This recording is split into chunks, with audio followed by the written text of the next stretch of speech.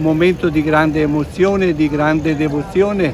Ecco, raccomandiamo al nuovo beato un po' la nostra storia personale, ma anche le nostre famiglie, le cose care che portiamo nel cuore. Affidiamo tutto alla preghiera e all'intercessione del nuovo beato Giovanni Paolo I.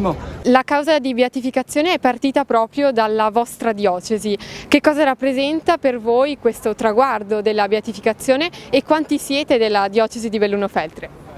Innanzitutto rappresenta davvero un momento in cui sentiamo che riceviamo un grande dono, questo riconoscimento della santità proclamando beato Giovanni Paolo I, lo sentiamo davvero come un annuncio buono della grazia, della misericordia di Dio, di aver riconosciuto in questo uomo che viene da Canale d'Agordo, quindi anche da una valle, da montagne e da una certa lontananza, marginalità di territorio, un riconoscimento davvero di una genuinità, di una freschezza e direi anche di tanti motivi di fiducia e di speranza che lui ha rappresentato per tutti. Quanti siamo?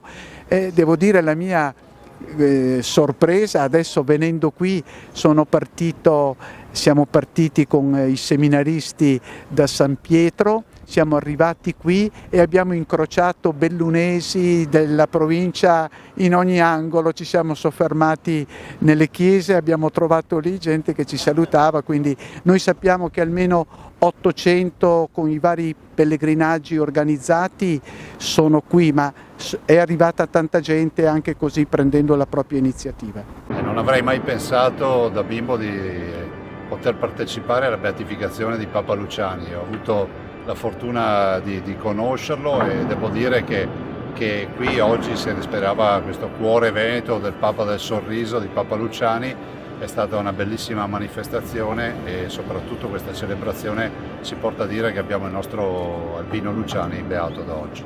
Presidente, una grande festa per la comunità bellunese oggi. Una grande emozione penso per tutti perché insomma è il coronamento di un traguardo che arriva dopo un lunghissimo percorso che porterà un po' a un riconoscimento a un Papa che è un po' entrato nei cuori di tutti, non solo bellunesi ma penso in tutto il mondo, e quindi questi 33 giorni di papato che ha avuto penso che abbiano lasciato un segno profondissimo e soprattutto in noi bellunesi. Come Museo Albino Luciani un impegno da anni a favore di questa beatificazione? Sì, certo, adesso è un po' il coronamento, il momento più bello, la veglia in San Giovanni in Laterano e anche la festa di domani coronano un'aspettativa di tante persone che giungono nel paese natale di Canale d'Agordo e che lo pregano già da molti anni, adesso lo possono pregare in maniera ufficiale, quindi è una gioia per tutti essere qui in questo momento per festeggiare un momento così importante.